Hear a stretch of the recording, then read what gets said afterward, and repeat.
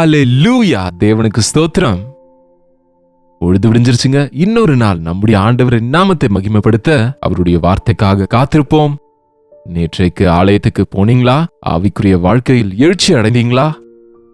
அதோடு திருப்தி அடைந்து விட்டுறாதீங்க.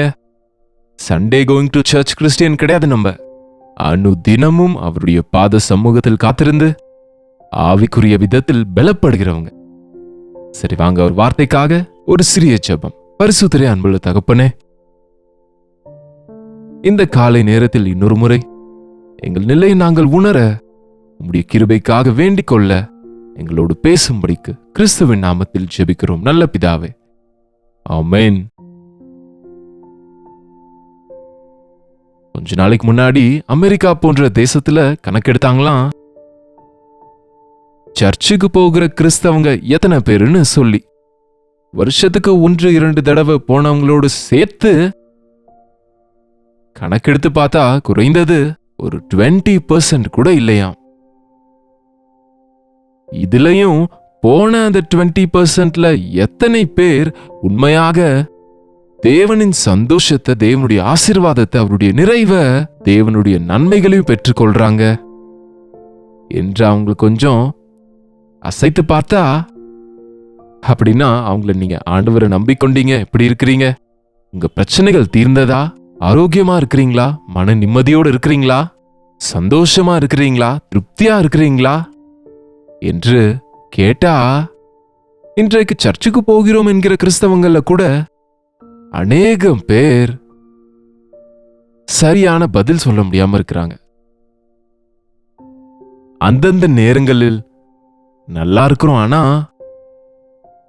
மற்ற நேரங்களில் நாங்க விசுவாசத்தை இழந்து போகிறோம். உங்க விஷயம் எப்படி இருக்கு? தினமும் வசனத்தை கேட்கறீங்கல்ல, கேட்கிறோம்னு சொல்றீங்கல்ல, அப்போ உங்க வாழ்க்கையில உங்க குறைவுகள் தீர்ந்ததா? உங்க கஷ்டங்கள் தீர்ந்ததா? உங்க போராட்டங்களில் ஜெயத்தை பாக்குறீங்களா? உங்க பிரச்சனைகளுக்கு தீர்வு கிடைச்சதா? திரும்பவும் சொல்றேன், அப்ப இயேசு ஆண்டவரை நம்பினவங்களுக்கு எந்த பிரச்சனையும் இருக்காது, ஆரோக்கிய பிரச்சனை இருக்காது, போராட்டங்கள் இருக்காது என்று நான் சொல்லலைங்க. உலகத்துல இருக்கிறதுனால இதெல்லாம் நமக்கு சர்வசாதாரணம். ஆனா ஆண்டவர் உடையவங்களுக்கு, நம் ஆண்டவர் துணையா இருக்கிறவங்களுக்கு அவைகளை ஜெயிக்கிற பலன் இருக்கும். பாருங்க, நமக்கு வியாதிகள் ஏன் வருது? கொரோனா வைரஸ் டைம்ல அநேகர் வியாதினால அஃபெக்ட் ஆனாங்க, இறந்து போனாங்க. ஆனா சிலருக்கு அது தொடவே இல்லை. ஒருவேளை கோவிட் வந்தாலும் அதை ஜெயிச்சிட்டாங்க. காரணம், உடல்ல இருக்கிற இம்யூன் சிஸ்டம் ஸ்ட்ராங்காக இருந்தா அது நோய் எதிர்ப்பு சக்தி.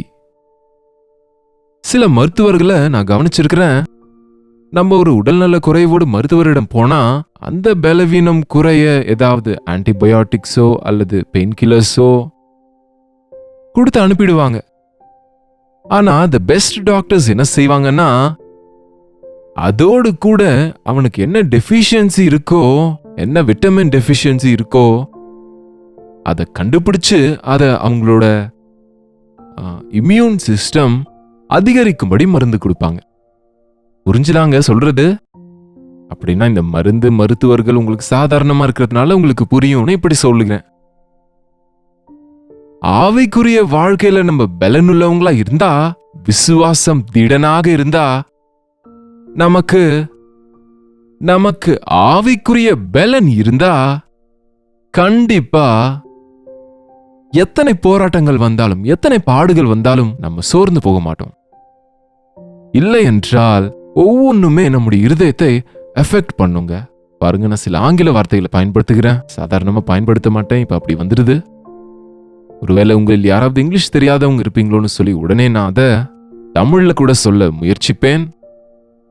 சில வார்த்தைகள் சரியாத தமிழ்ல சொல்லுவதற்கு அது சரியான அர்த்தம் கிடைக்காது, அவ்வளவு ஈஸியா நாம உச்சரிக்க முடியாது. ஒருவேளை தமிழ்ல சொன்னாலும் அது பயன்பாட்டு மொழியில் இருக்காது. எல்லாரும் இப்ப இங்கிலீஷ் பயன்படுத்துறாங்கல்ல. எது என்னவானாலும் நம்ம உள்ளம் நிறைய ஆவிக்குரிய பலன், விசுவாசம், கொண்டிருந்தா, தேவனுடைய வல்லமையை கொண்டிருந்தா, ஆண்டவர் நம் பட்சத்தில் இருந்தா, பாருங்க, நமக்கு ரிப்போர்ட்ஸ்க்காக டாக்டர்ஸ் கிட்ட போகும்போது நம்ம பிளட் டெஸ்ட் செய்த பிறகு சஃபிஷியன்ட், இன்சஃபிஷியன்ட், என்னங்க, ஸ்டாண்டர்ட்ஸ் மெட் என்று சிலதை வைப்பாங்க. அப்படின்னா சிலருக்கு எவ்வளவு அளவு தேவையோ அவ்வளவுதான் இருக்கும். அந்த நோய் வரும்போது அது குறைந்து போகிறதுனால அதை எதிர்க்க முடியல. அதால அது தேவையான அளவுக்கு இருந்தா அந்த நபர் அதை ஜெயிக்க முடியும்.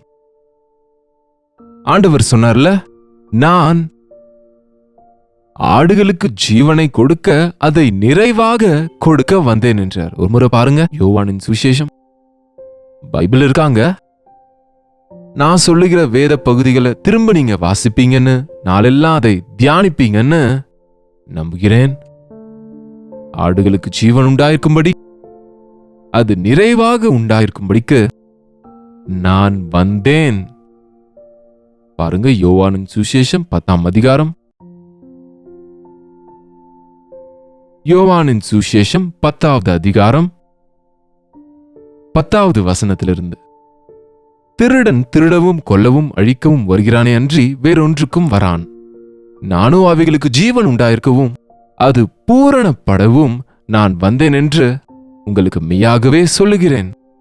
நான் ஆடுகளுக்கு ஜீவன் உண்டாயிருக்கவும் அது பரிபூரணமாய் உண்டாயிருக்கவும் நான் வந்தேன்.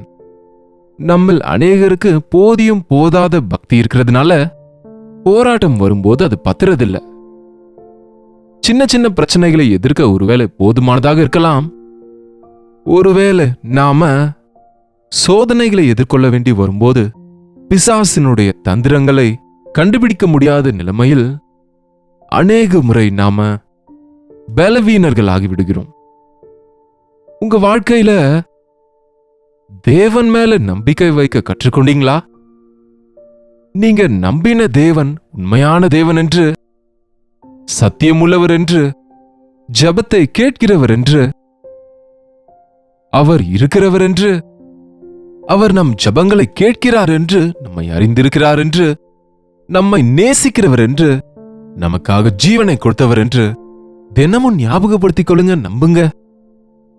அப்பொழுது எந்த கவலையும் உங்களுக்கு வராது, எந்த திகிலும் உங்களுக்கு இருக்காது. ஆனா இன்றைக்கு அநேகர் அந்த பக்தியில பரிபூர்ணம் இல்லாததுனால, அந்த ஜீவன் பரிபூர்ணமா இல்லாததுனால நாம அந்தந்த நேரங்களில் சோர்ந்து போய்விடுகிறோம்.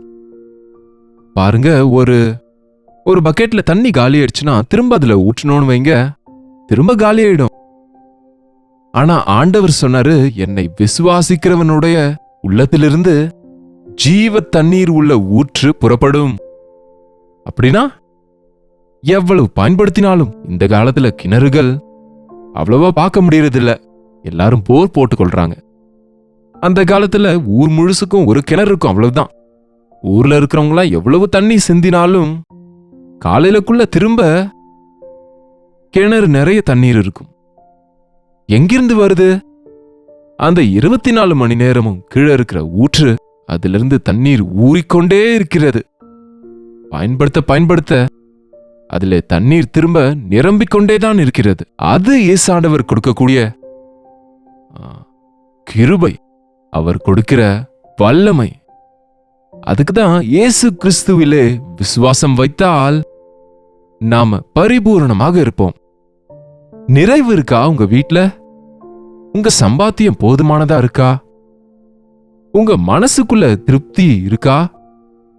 ஏன் எப்போ பார்த்தாலும் அந்த ரேஷன் போல பார்த்து நாம கஷ்டப்பட்டு கொண்டு இருப்போம்? ஆண்டவர் கொடுக்கும்போது அவர் நிறைவாக கொடுப்பாரு. தாவீது சொன்னார் பாருங்க, என்னுடைய பாத்திரம் நிரம்பி வழிகிறது. அது தேவன் நமக்கு கொடுக்க விரும்புகிறார். நீங்க நிரம்புவது மட்டுமில்ல, நீங்க நிரம்பி வழிகிறவர்களாக மற்றவங்களுக்கு கூட பிரயோஜனம் உள்ளவங்களா இருக்கும்படிக்கு தேவன் நம்ம இருக்கும்படி வாஞ்சிக்கிறார். எப்படி இருக்கு உங்க சம்பாத்தியம்? எப்படி இருக்கு உங்க விசுவாசம்? எப்படி இருக்கு உங்களுடைய ஆவிக்குரிய வாழ்க்கை? என்ன செய்றீங்க நீங்க சோதனைகளை எதிர்கொள்ள வேண்டி வரும்போது? பாடுகள் நடுவே உங்க இருதய நிலைமை எப்படி இருக்கு? சோர்ந்து விடுறீங்களா? அல்லது தேவனுடைய வாக்குத்தத்தங்களை பிடித்துக்கொண்டு ஞாபகப்படுத்திக் கொண்டு தைரியமா இருக்கிறீங்களா? பாடுகள் வரும்போது சோர்ந்து போக வேண்டாம்னு வேதம் சொல்லுது. குறைவுகள் இருக்கும்போது என்ன செய்றீங்க? கடன் வாங்குறீங்களா? மனுஷர்கிட்ட கேக்குறீங்களா? அல்லது என் தேவன் என் எல்லா தேவையும் சந்திப்பாரு, யெகோவா ஈரே என்று அவர் மேல நம்பிக்கையோட இருக்கிறீங்களா? யோசித்து பாருங்க. நம்ம மனசுல எவ்வளவோ பக்தி இருக்கு நினைக்கிறோம் தவிர நம்ம கிரியைகளில் அந்த பக்தியை காட்ட முடியாம இருக்கிறோம். பெருசா தேவனை பத்தி பேச ஆயத்தம் தான், ஆனா சின்ன பிரச்சனை வந்தாலே சோர்ந்து போகிறவங்களா இன்றைக்கு விசுவாசிகள் என்கிறவங்க இருப்பது எவ்வளவு வேதனையான விஷயங்க. நம்ம விசுவாசம் விருத்தி அடையணும்னு ஆண்டவர் விரும்புகிறார். ஆண்டவரோடு நம்ம உறவாட வேண்டும்னா ஆண்டவரோடு நாம நெருக்கமான உறவு கொண்டிருக்கணும். அவருக்கு தூரமாகும் போது வறட்சி வரும். அவருக்கு தூரமாகும் போது ரீகனெக்ட் ஆக கஷ்டமாக இருக்கும். அதுக்குதான் கூப்பிட்டால் பதில் கொடுக்கிற தூரத்துல ஆண்டவர் நமக்கு இருக்கும்படி நாம அவருக்கு சமீபமாக இருக்க வேண்டும். தேவனிடத்தில் சேருங்கள், அப்பொழுது அவர் உங்களிடத்துல சேருவார். அந்த வார்த்தைக்கு அர்த்தம் என்னன்னா, அவர் வரமாட்டாரு.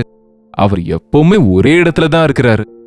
நம்மை போல அங்கங்க ஓடுகிறவரும் இல்ல, அங்கங்க போகிறவரும் இல்ல. இருக்கிறவராக இருக்கிறேன் என்றவர் எப்பவுமே அவருடைய ஸ்டாண்டர்ட்ஸ்ல, அவருடைய சிங்காசனத்துல வீற்று இருக்கிறாரு. நாம தேவனுக்கு சமீபமா வந்தா அவர் நமக்கு நெருக்கமா இருப்பாரு. நம்ம தேவனுக்கு தூரமா போனா அவர் தூரமா இருப்பாரு. அப்படிதான் தவிர தேவன் நமக்கு தூரமா போக மாட்டாரு. எப்பவுமே ஆண்டவர் உங்களை கைவிட மாட்டாரு. எப்பவுமே அவர் உங்களை மறக்க மாட்டாருங்க. நீங்க தூரமா போயிடுறீங்க. எத்தனை நாளாச்சு கண்ணீரோடு ஜெபித்து, எத்தனை நாளாச்சுங்க முழு இருதயத்தோடு தேவனுடைய சமூகத்தில் அவரை ஆராதிச்சு ஒரு வழக்கமா ஆலயத்துக்கு போறது வர்றது, அதன் பின்பு திங்கக்கிழமையில இருந்து வேலைகள்ல விழுவது.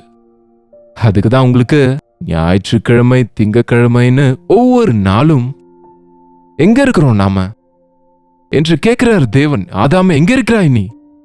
எங்க இருக்கிற? ஆண்டவருக்கு நெருக்கமா இருந்தவருங்க ஆதாம. சாயங்காலம் குளிர்ந்த நேரத்தில் ஆதாம் ஏவாள் ஆண்டவர் வரும்போது ஓடி வருவாங்களாங்க. அவருடைய மடியில உட்கார்ந்து பேசிக்கொண்டு இருப்பாங்களாம். அப்படிப்பட்டவன் வேண்டாம் என்று கனியை புசித்த போது என்ன ஆயிட்டாங்க? தூரமாயிட்டாங்க. எதிர்கொண்டு ஓடாம இருந்தது மட்டுமில்ல, போய் ஒளிந்து கொண்டார் செடியின் கீழே. தேடிக்கொண்டு வருகிறார் ஆண்டவர். ஆதாமே எங்க இருக்கிறாய்? ஆதாமே எங்க இருக்கிறாய்? உமக்கு பயப்படுகிறேன். ஏன் பயப்படுகிற? ஏன் பயப்படுவோங்க?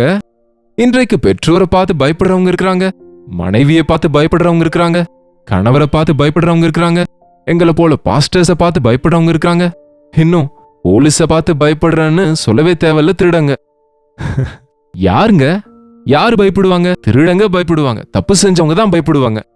நம்ம தப்பு செய்யும் போது பயம் நம்மை பிடித்து கொள்ளுங்க. தப்பு செய்யாதவங்க சிங்கத்தை போல தைரியமா இருப்பாங்கன்னு வேதம் சொல்லுது.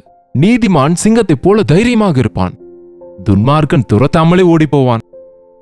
உங்க வாழ்க்கையில ஆண்டவருக்கு நெருக்கமா இருக்க கற்றுக்கொண்டா, ஆண்டவருடைய பரிபூர்ணமான ஆசீர்வாதங்களை பெற்றுக்கொண்டா, ஒவ்வொரு சோதனையும் நம்ம ஜெயிக்க முடியும். ஒவ்வொரு குறைவும் கூட அந்த குறைவுகள் தீர்க்கப்படும். ஒவ்வொரு விஷயத்திலும் கூட நாம விருத்தி அடைவோம். இதே வார்த்தைகளை கிட்டத்தட்ட ஒவ்வொரு நாளும் சொல்லிக் கொண்டிருக்கிறேன். வசனத்தின் கருத்தை இதுதாங்க. அவருக்கு சமீபமா நம்ம இருப்போம். ஆவிக்குரிய விதத்துல பலப்படுவோம். தேவனோடு உறவாடுகிற அனுபவத்தை கொண்டிருப்போம். வசன தியானமும் முழங்கால் ஜெபமும் விடாம செய்வோம். அப்போது எப்படிப்பட்ட சோதனையா இருந்தாலும், உலகமெல்லாம் குழம்பி போனாலும், பிசாசு எவ்வளவு கெர்ஜித்தாலும் எழும்பி வந்தாலும், அவனை தோற்கடிக்கக்கூடிய ஆவிக்குரிய வல்லமையை நம் பட்சத்தில் இருக்கிற நம் ஆண்டவர் நமக்கு கொடுப்பார். என்ன பிரச்சனையில நீங்க இன்றைக்கு இருக்கிறீங்க? என்ன ஆயிடுச்சோ உங்க வாழ்க்கையில?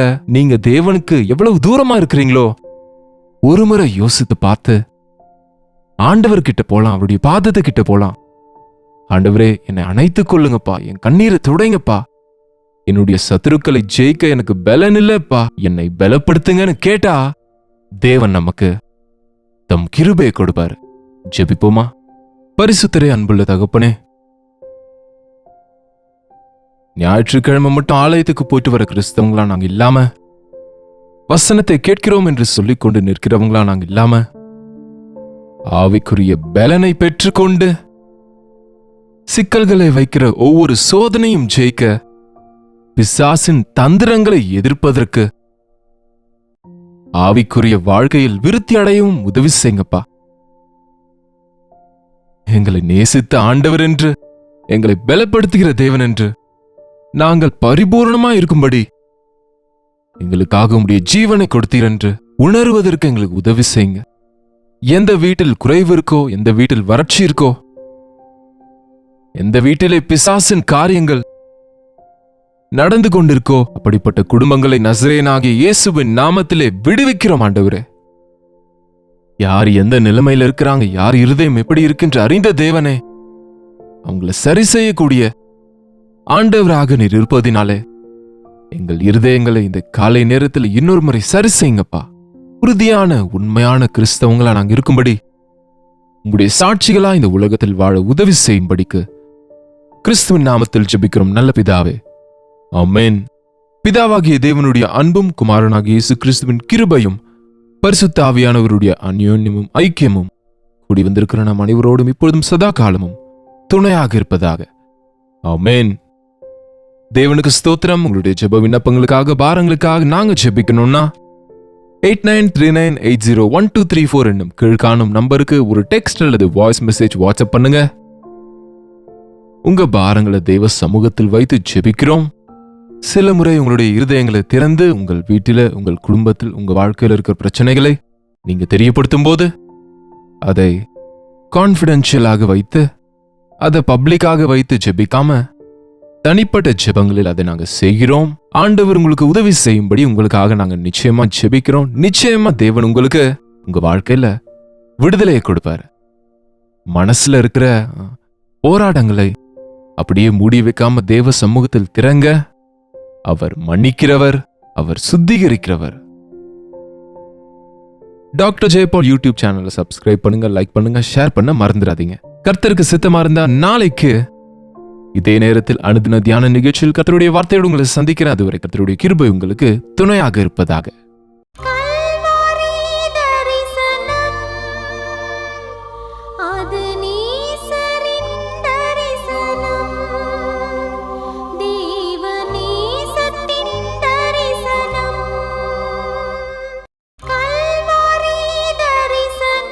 ஒவ்வொரு நாளும் உம் வசனம் தியானிப்பேன், ஒவ்வொரு காலையிலும் உம்மை சந்திப்பேன். ஒவ்வொரு நாளும் உம் வசனம் தியானிப்பேன், ஒவ்வொரு காலையிலும் உம்மை சந்திப்பேன். என்னோடு பேசும் தெய்வம் நீ, இன்றும் என்னோடு பேசிடும். உம் வார்த்தை ஜீவன் உள்ளது, இன்றே என் வாழ்வை மாற்றிடும். அனுதின தியானம்